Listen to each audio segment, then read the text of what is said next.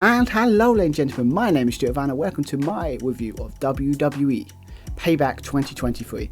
Yes, it's going to be one of my first reviews on my own channel. Going to try something different. If you like these solo reviews by me just talking about pro wrestling, please like and subscribe because I do plan to do way more of them. So yes, obviously Payback, obviously it's the B show, kind of B-level show for this one. Not a lot of hype going into it. It's no surprise because obviously there's, except for maybe LA Knight, there's not a lot going on in this pay-per-view, except for maybe LA Knight, John Cena being on the card, maybe the world title being on the line. But it's kind of just all the hallmarks of a very B-level kind of pay-per-view. Again, that's fine, that's cool. Not every pay-per-view's got to be crazy or kind of stacked, but this did have 6 good, intriguing matches. Obviously, we had Trish Stratus going against Becky Lynch inside the confines of a steel cage. Obviously, that was a blow off for their match. Obviously, you had Raquel Rodriguez challenging Rhea Ripley for the Women's World Championship. Obviously, we had the big street fight between the Judgment Day and Kevin Owens. Sami Zayn? So that was an intriguing match going in. Obviously, you got stuff like Austin Theory trying to see if he can get his title back against Rey Mysterio, US Championship match. And yes, obviously we had LA Knight going against The Miz. Obviously, we will talk about it later, but obviously there was a little bit of a caveat to that match that made it a little bit more interesting to watch than it probably would have been if it was just LA Knight versus The Miz. But yeah, and all kinds of cool matches. 6 matches on the card, very NXT Takeover level, and kind of spread them out. It was it was an interesting show going in. I was intrigued because I haven't watched WWE for a while. I want to see dive straight in. Obviously, I chose to see Payback and not anyone else. But hey, yeah. So that's let's go and stop beating around the bush. Let's go and talk about this pay-per-view because I have to admit there was a lot of interesting things happening. So yeah, let's go and start. Let's go.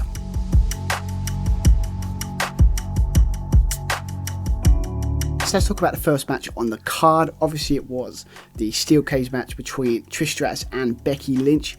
Obviously, this was a blow-off to their months-long feud. Obviously, the rumours are that it was supposed to be on SummerSlam, but it was booted for time. But that was already rumours. So obviously, this is going to be the blow-off match in the steel cage match. Very good opener. I really enjoyed it. They utilised the cage very well. A lot of cool spots. A lot of cool kind of use for the cage. Obviously, we had kind of a nice little homages to kind of previous kind of wrestlers. Obviously, we had Trish Stratus hitting the Willow's Peak. Obviously, it's Victoria's finishing move, and obviously we had Twist of Fate by Becky Lynch. That is Lita's finishing move. Obviously, we had some cool spots. Obviously, the big one was obviously up. I think they were fighting on top of the cage, and obviously Trish Stratus was trapped her legs in between the cage, and obviously it was upside down. Obviously, a nice spot. She was close to escaping, but obviously Becky Lynch was able to get out of the way, or get her back in the ring, I should say. But yeah, obviously it wouldn't be a match without some sort of Zoe Stark interference in this match. Came in the ring, we had a nice tug and war between Becky Lynch and Zoe Stark, trying to get Trish Stratus into the ring, but it didn't work. But obviously Becky Lynch was able to win that tug of war there. Obviously, Zoe Stark finally got her comeuppance after all those times getting involved with Becky Lynch's business. Obviously, she closed the cage. Becky Lynch, she hit the manhandle slam on Zoe Starks, then won for Trish Stratus, gets the win, and finally beats Trish Stratus, and is able to get that victory that she so eagerly wanted. But yeah, obviously good stuff here. Again, a good opener. Obviously we had Zoe Stark calling off, Trish Stratus not happy with Zoe Stark not helping her win. This is starting altercation, and obviously Zoe Stark hit her C360, I think it's called, finisher on Trish Stratus. Trish Stratus is out.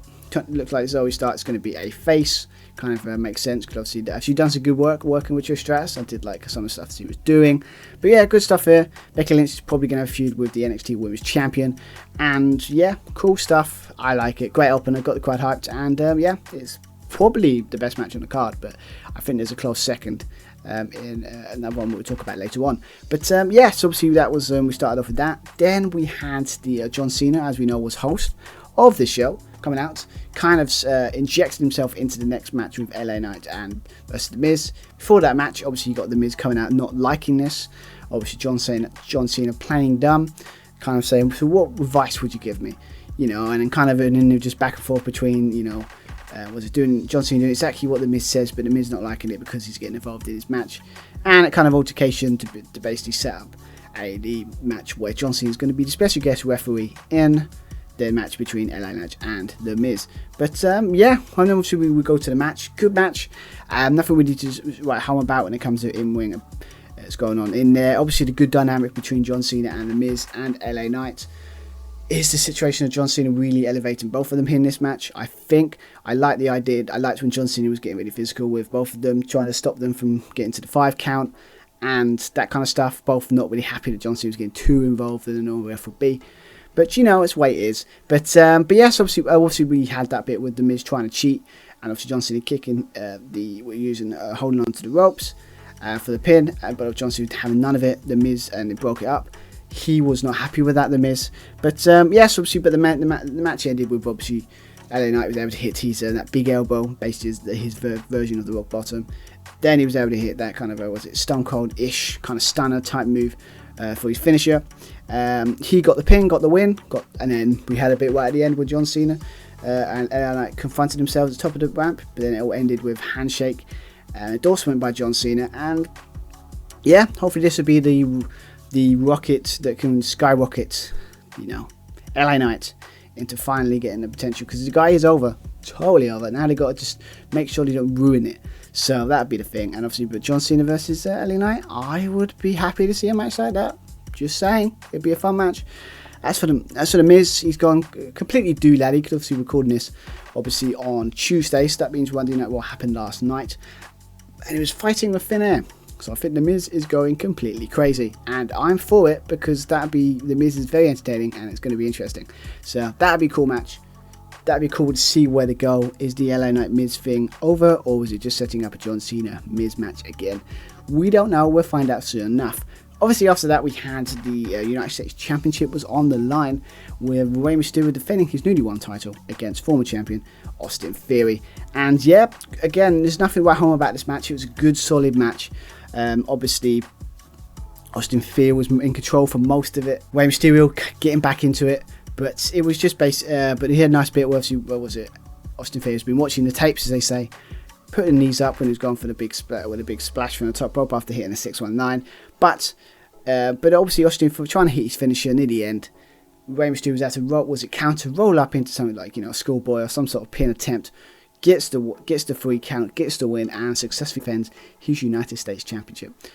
Again, good match here. Obviously, this is probably going to set up. We're going to have Rey Mysterio going against Santos Escobar when he finally turns heel. It's obvious, unless they only want to, you know, extend it. But basically, yeah, it's basically what the match we're going to get. There again, I'm down for, because Santos Escobar is amazing, and to be fair, he's probably better as a heel anyway.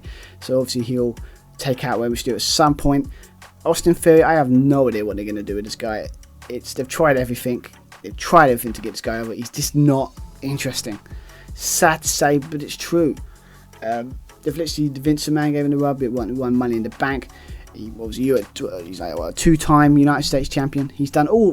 They're giving him all something, and it's just not getting over, because personality-wise, he's just a generic character. There's nothing really to latch onto. So I don't know what they're going to do. I mean, are they going to put him back in NXT? Are they going to put him off screen and try and just do like a kind of Baron Corbin situation where they just chuck another gimmick to see if that lands? And he's got potential, but I just don't think it's there at the moment. So I mean, he's got time. He's quite young, so he hopefully will do something with him. But it's not really working out for him, so I don't know. But yeah, okay, good match. Nothing really to write home about. Not a bad match. But obviously, we go after that. We go into probably. I mean, it's a tough choice, but I'll probably say the match of the night, in my opinion, is obviously the Steel City Street Fight for the undisputed WWE Tag Team Championships, with Kevin Owens and Sami Zayn defending their titles against the Judgment Day in Damian Priest and Finn Balor. Fun is what I would describe this match. It had probably everything you'd want in a kind of like this. When it's a street fight, there's certain spots you have to get. You've got chairs, you've got kendo sticks. There's probably going to be a table somewhere. We're in Philly, so there's going to be some tables, because the crowd wants them. They got them later on. But yeah, obviously we had some cool spots. I think the best one I liked early on was the kind of Sami Zayn and Kevin Owens putting a trash can over the top of Finn Balor and hitting kendo sticks. I think that was obviously Kevin Owens was wearing a Terry Funk top, so maybe that was homage to him. That's really nice touch there. Obviously later on, when you watch these kind of matches, you expect the Judgment Day, the numbers game, would eventually catch up with them, with whoever they're facing. Obviously, then Dom was first person. Dominic Mysterio came into the match when they were fighting in the crowd, got involved. We had nice homages to kind of the Philly Penguins. Obviously, that's a hockey team, I think. Might be wrong. They're all wearing hockey jerseys, and it has hockey sticks. Nice little bit of fun there, playing on the kind of crowd type stuff. We had Kevin Owens go from the top at one point, hitting a swanton bomb off the top of the entranceway in the crowd onto a table that Dominic Mysterio take him out. Later on, we got JD. But later on, obviously JD Dillon. I think I got his name wrong there. He got involved. Obviously, Finn Balor's former protege. Later on, obviously, when Finn Balor, Sami Zayn hits the Haluba kick, and obviously a stunner by KO. But obviously JD was able to stop it, and obviously that kept Judgment Day into the match. But the match kind of ended with obviously the numbers game being too much for the champions, with obviously Rhea Ripley coming in, taking basically spearing KO through the barricade.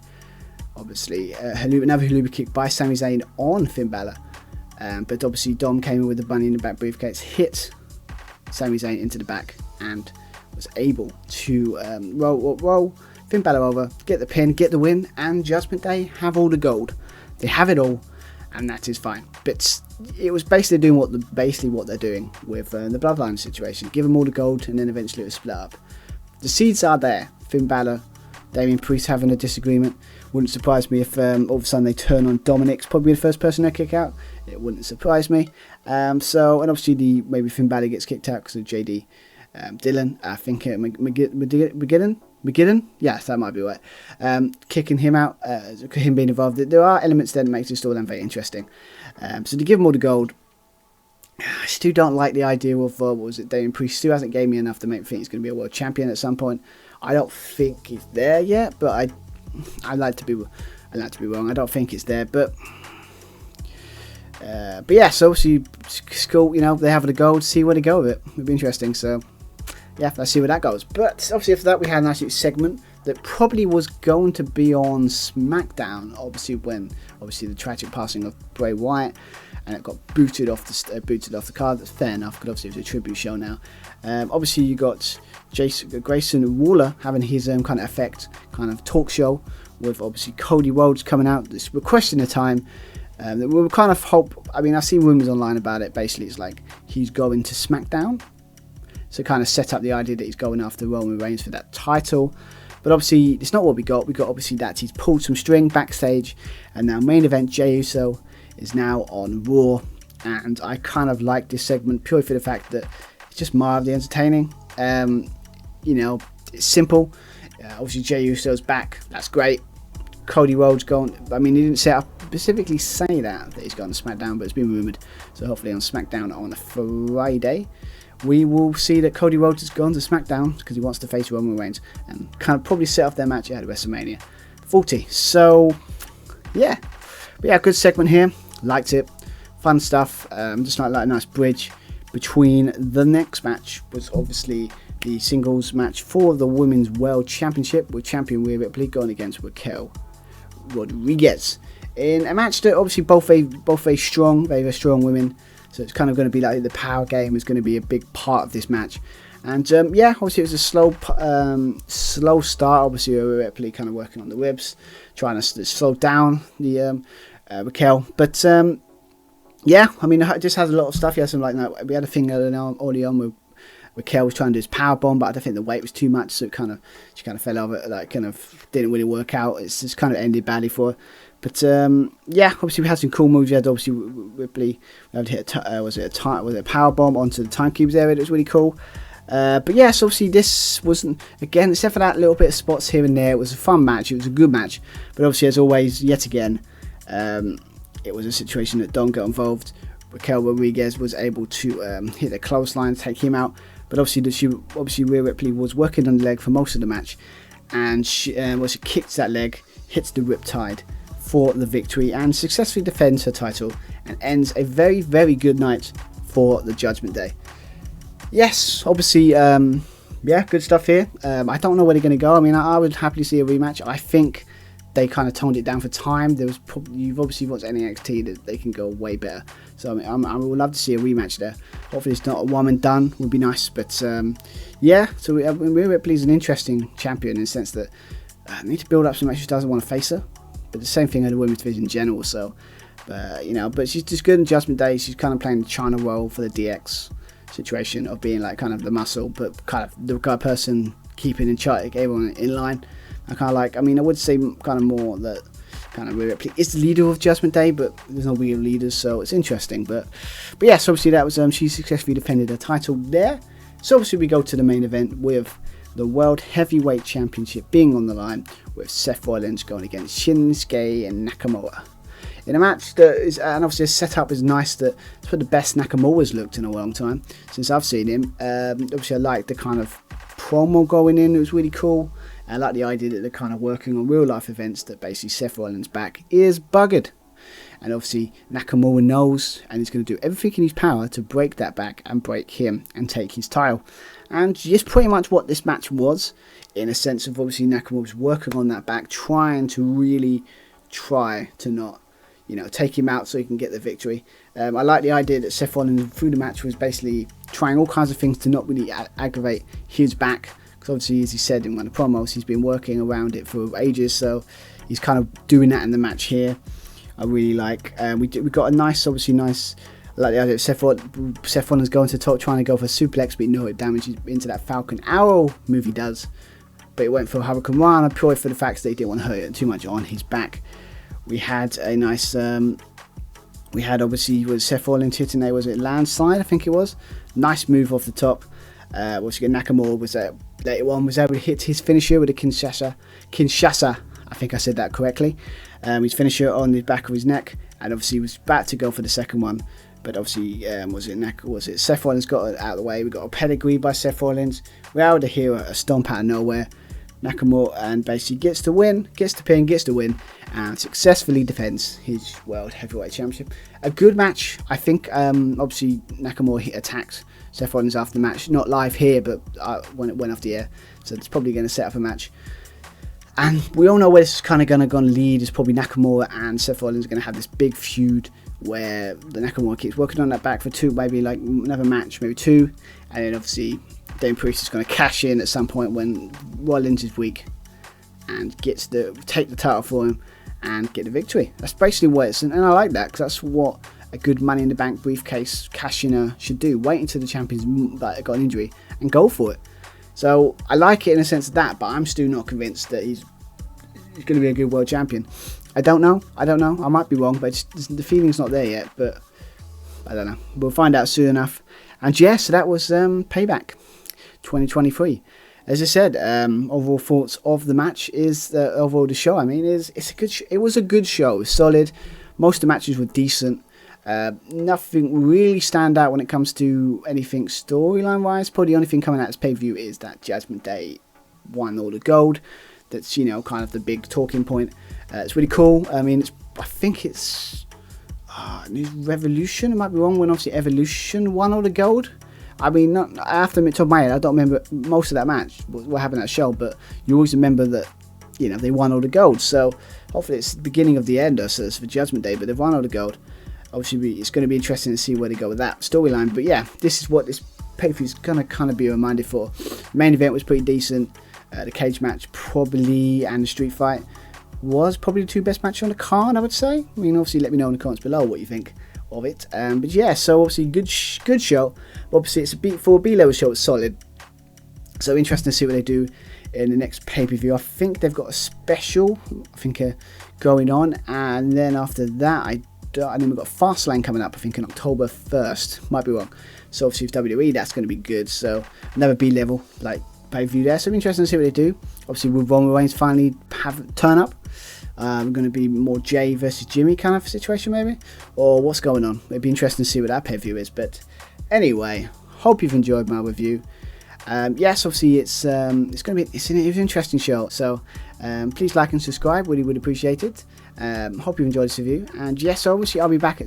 My next review is going to be on this one. We're going to be, obviously, the weekend was it 2 pay-per-views in a world weekend. Thank you, pro wrestling. It means I got to watch nearly 6-7 hours worth. I love it, but I don't love it. I love wrestling, but that's too much wrestling. So obviously, I'm going to be back with AEW All Out review at some point. Hopefully, we'll be out hopefully, by the end of the week.